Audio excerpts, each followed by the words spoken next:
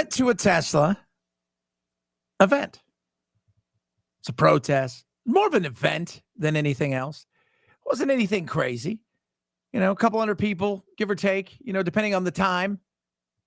So I go to this event and I want to have a conversation. I'll tell you guys this right now. I am a big believer in conversations. I know a lot of people out there on the right and left, they don't like to have conversations. They want to live in some sort of weird bubble. It's not me. I want to be able to talk to people. I want to know what's going on. What grinds your gears?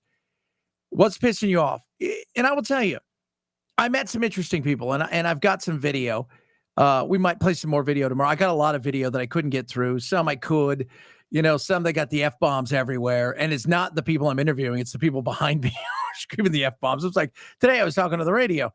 A lot of good audio. Audio I can't play. Why? Well, because as some people are talking, people behind them are dropping the F-bombs, and I just can't get rid of that, on the radio. So I'm like, I don't want to get anybody in trouble. But I wanted to know, okay, so you're pissed and you're angry. And a lot of people, to their credit, said, look, we don't hate Tesla. This has nothing to do with Tesla. This is all to do with Elon Musk. A lot to do with Trump. But this was, for the most part, it was an Elon Musk thing. They're mad at Elon. Elon's doing things. Elon's dangerous. Elon's this. Elon's that. And look, you go and do that. That's fine. I have zero problems with that. I understand why people are doing what they're doing. The more that you talk to them, you realize, especially people who are a little bit older, it's a fear thing.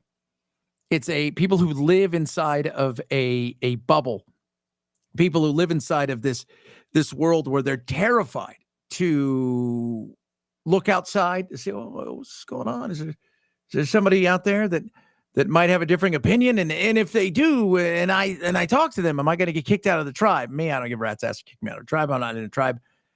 It's ridiculous. So I talked to a lot of people, and there was a lot of the usual signs, he's a Nazi, and there was a lot of that kind of stuff, which you and I both know is bullshit. All right, let's not pretend that he's a Nazi. First thing it does is you absolutely diminish what people went through during the reign of the Nazis. You diminish the pain, the suffering, the death, the destruction that people went through. When you see people, and I had several people say, well, he did the Heil Hitler sign. No, he didn't. Like, there's a lot of things that you may not like, but he ain't a Nazi. And I tried to explain to somebody, insulting him doesn't work either, because he's a bit on the spectrum and he doesn't quite take it the same way. So settle that down. But it was interesting. Like I said, a lot of signs, a lot of stuff that was out there that you would expect to see in a situation like that. A lot of bad chanting. No Nazis! No kings! No Nazis! No kings! What's yours say? All the things. All the things. All the things. Yeah. All the things. Yep. Yeah, a lot of that stuff. And I'm like, yeah, whatever. I mean, it's the beauty of our country. It's a free country, and I want you to be able to go out in there and voice your stuff. And when you get into conversations with people, because that's what I want to do. I wanted to get into conversations. I wanted to talk to people. I wasn't out there for a gotcha moment. There was several people on both sides of the aisle that were looking for gotcha moments. Some that were, on the left who were going down and making fun of the MAGA folk, and the MAGA folk coming down and making fun of them. And I find that to be, quite frankly, boring, and it doesn't really solve anything. And, and neither of them were funny enough to make it worth its while. But I wanted to have conversations. And, there was a woman there. Her name is Heather. I'm going to play some of it. Heather was very excited about telling everybody how much she couldn't stand Elon and Trump and whatnot. And I'm going to play some of it. It's about a 4-minute interview. I'm playing about a minute and a half of it. And it was very interesting. It was a interesting situation because her and I had a great conversation. And I wish I could play some of it, because some of it was, people screaming and yelling, because there was a lot of that, because you were getting the trucks to roll by, right? So the Elon cyber trucks would roll by, and then people flip everybody off, and they tell her, F you, and that people scream, and they got the bullhorns and stuff. So it was hard having a communication. But I went up to her and I said, all right, Heather, so what's your deal? because Musk, Trump, MAGA, racism, We're all here illegally originally. So, the discrimination. Humanitarians, let's go. So what would you like to see happen? What's your ultimate goal?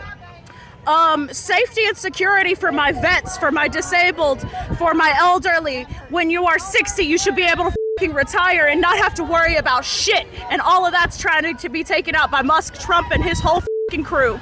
So, like, when people come up to you and they say, you know, like, okay, the waste, fraud, and abuse, because that's what you're going to hear. And let's be real, there's waste, fraud, and abuse. Always. Everybody's.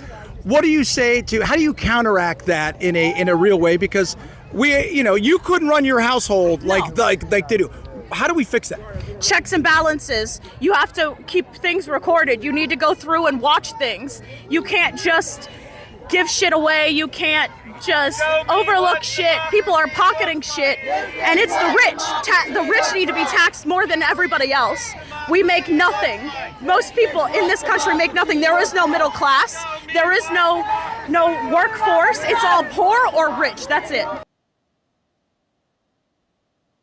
And there was a lot of that out there. And like I said, we had a good conversation. And she, one of the things I realized is everybody out there agrees we should cut some stuff.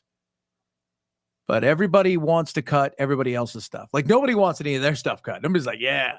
Like, a lot of those people, like, if we got rid of all of the military for the most part, they'd be okay with that. And you could talk to a lot of people if we got rid of a lot of the other stuff out there, the free giveaways and this, that, they'd be okay with that. It's, where's the happy medium? And I went out there because I wanted to have a conversation. And I had a conversation with a lot of people. There was one lady, though, man, I will tell you this. She was just walking around all day. Just, who are you? Where are you from? And I'm from here. Well, what station? I'm on a lot of stations. Well, where's your badge? I don't carry a badge here.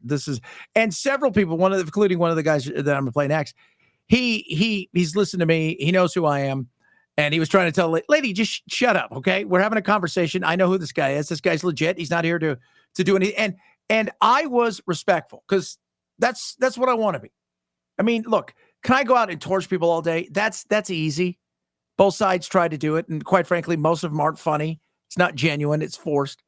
There were some wackadoos out there. There's wackadoos everywhere, right? You've got some people who were just as advertised. Like, you went straight to Central Casting. You're like, hey, this person's kind of a whoopty.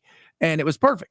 And then we had other people. You had a MAGA guy who was like just going around getting people's faces going, do you like trans monkey surgery? And like, what the hell are you talking about? Just trying to get people to buy into that. And I'm like, no, let's have a conversation. And shocking is way easier than trying to have a conversation, especially when you're out there and everybody's already like, I'm not quite sure I trust you.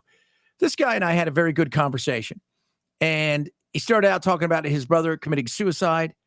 And we got into, how frustrated he was with a lot of the stuff, in particular, what he's seeing about people, being sent out of here and there was no due process. And he understands we need a border. Like, a lot of people understand we need a lot of things. They just don't know how we get there. Because what I've come to realize over the last umpteen years is, for the most part, we all kind of want the same damn thing. How we're going to get there, we differ from. But they also, several of them understood that when they're seeing some of the stuff that's going on, that is a reaction to the last 4 years under Biden and the way that this had gone, especially when it came to immigration, because there was a lot of people out there, even though it was a Tesla thing, immigration, LGBT, the whole 9 yards. But this guy, he and I were having a conversation about a lot of different things that included, by the way, conversations about how angry we are at each other. And why are we so hateful towards each other? We've let people be demonized. First, it was the border people. Then it was the trans. Then it's the gays. Now it's the veterans. Now it's the Social Security, the older people. How did we get here? When does it stop? When do they stop coming for? Because they start them, it starts slow. Then how are we all protected? Like, as soon as you speak out against the regime, you're in trouble. The interesting thing is, I think a lot of it is also very emotional, but it's also algorithm driven. I think that's a huge problem, is algorithms. Correct, because algorithms hate drives clicks and views. So it makes sense business-wise, right, to write algorithms to where people get online and they get in their echo chambers. I can pull up a Twitter account and it's going to be what I want to see. You can pull up a Twitter account, it's going to be what you want to see. The comments are going to be what you want and what I want. We don't have conflicting ideas. We don't talk anymore. We need information, not affirmation. Correct. We need to speak to each other again. We need to get back to where when we have a problem, the difference, we talk to each other. We come to an understanding. No one's ever going to get exactly what they want. Yeah. The beauty of compromise. And I enjoyed having a conversation with him. Like I said, there was a lot of people out there differing in opinions. Am I thrilled by all the things DOGE does? No, because I'm not quite sure what's going on. As I remind everybody, the beauty of the checks and balances is we have courts. These courts have already said on many occasions, you can't do this. This is about Congress. Congress has to go and do this. You're not going to be able to do these kind of things. And we're going to find that over and over again. And the same thing's going on when some people said, well, Trump's already getting rid of people and every day he's flying people out. I had to point out that's not true. Because so much and in that whole echo chamber of what he said, which we talked about here, is absolutely correct. So many people live inside of an echo chamber and afraid to have a conversation with somebody on the other side. They're afraid they're going to get kicked out of the tribe. They're afraid that they're going to have their belief challenged. They're afraid for all of those things.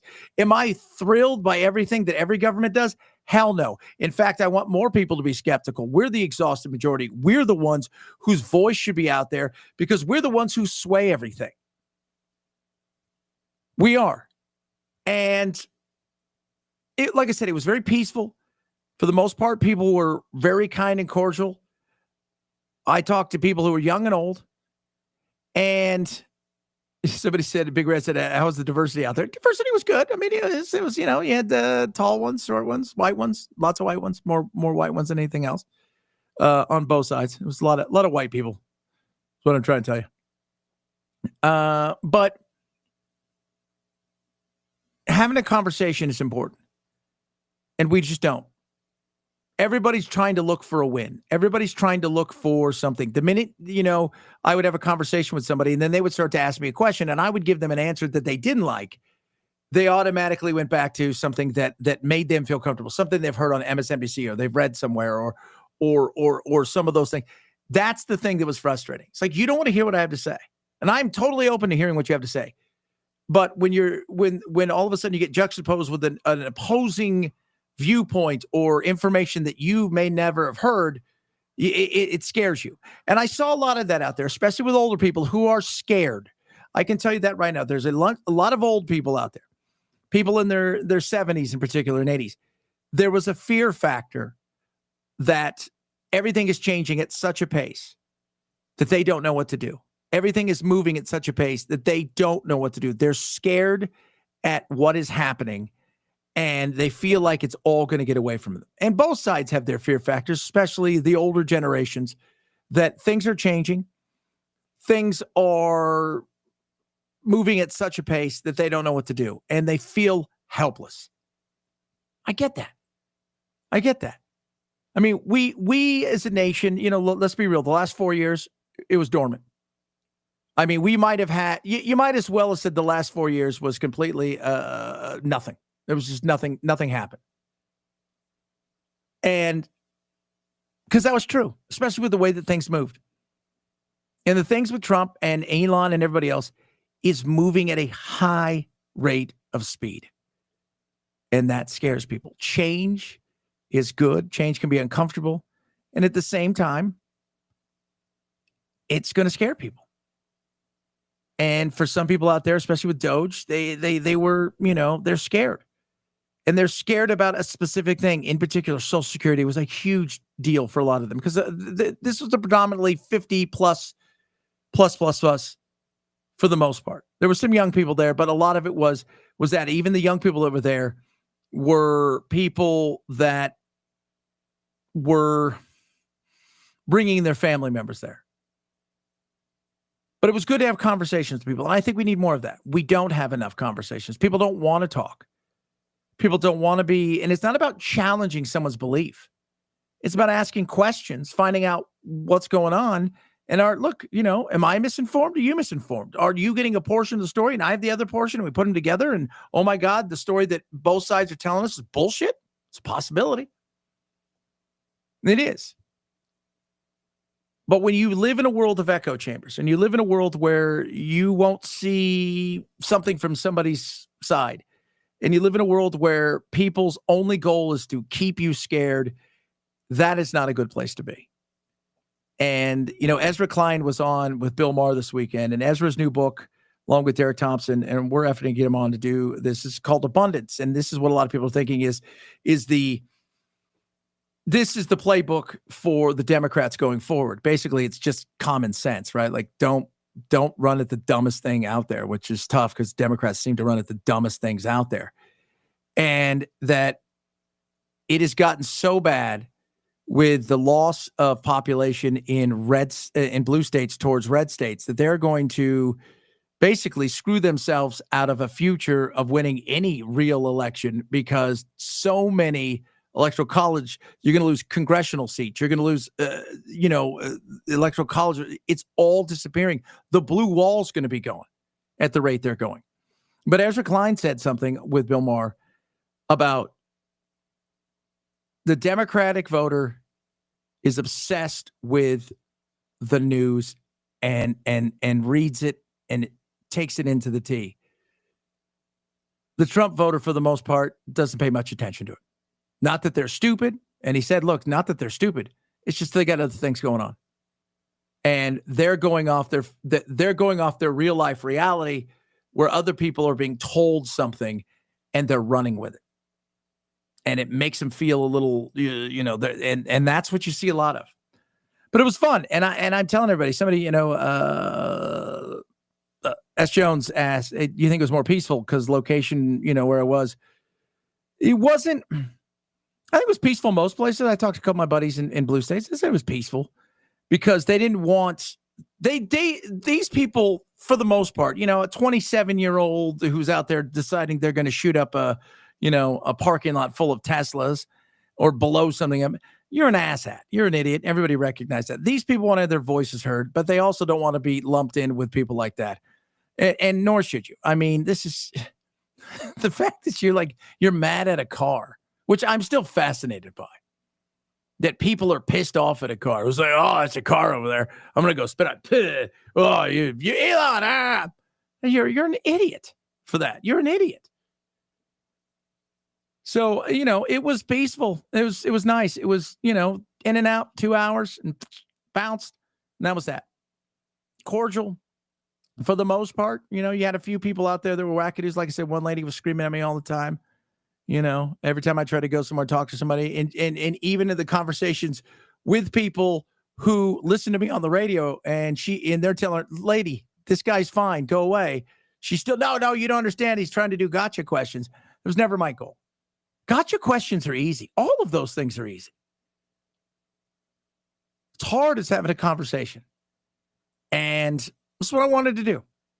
Man, like I said, I mean, that Heather, because I played a lot of her today, well, what I could on the show, and people were laughing. And I said, look, she was straight out of Central Casting, right? She got the pink hair. She's kind of dressed like a Cheshire cat.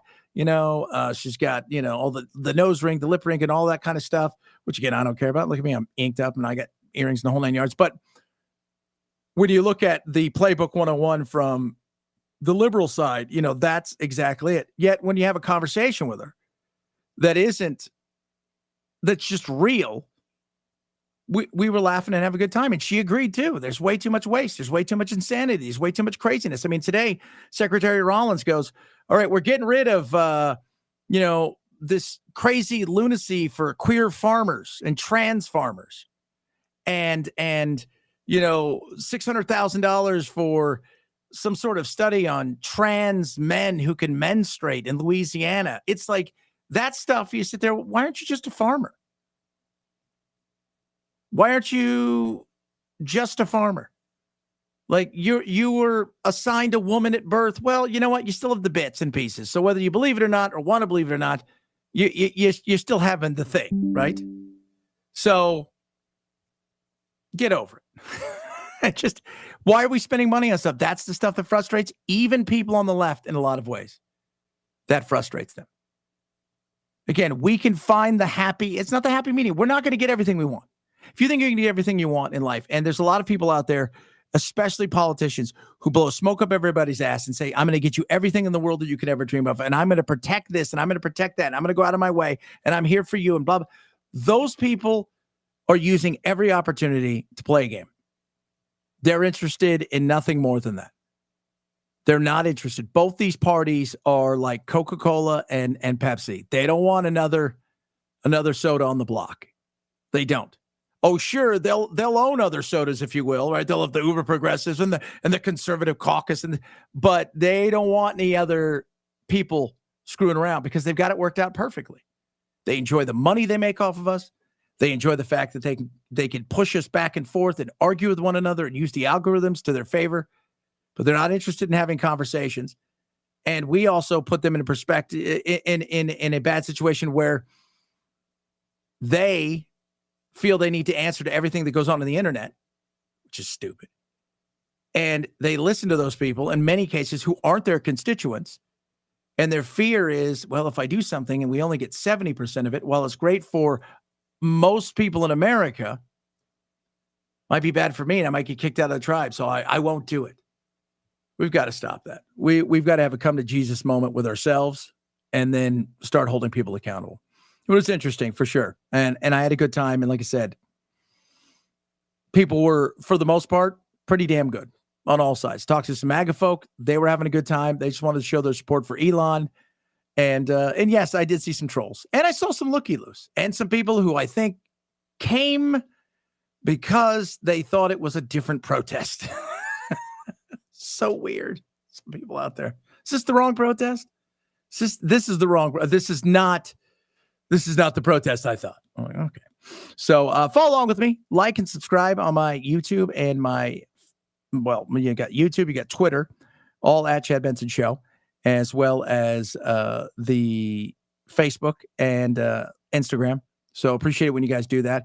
6 a.m. to 9 a.m. Pacific, 9 to noon on the East Coast is my show live, which is my radio program. So you can join me, check me out at, you can go to chadbensonshow.com and grab all of the live links if we're not in your market. You guys have a blessed rest of your Monday night. We will do it again tomorrow.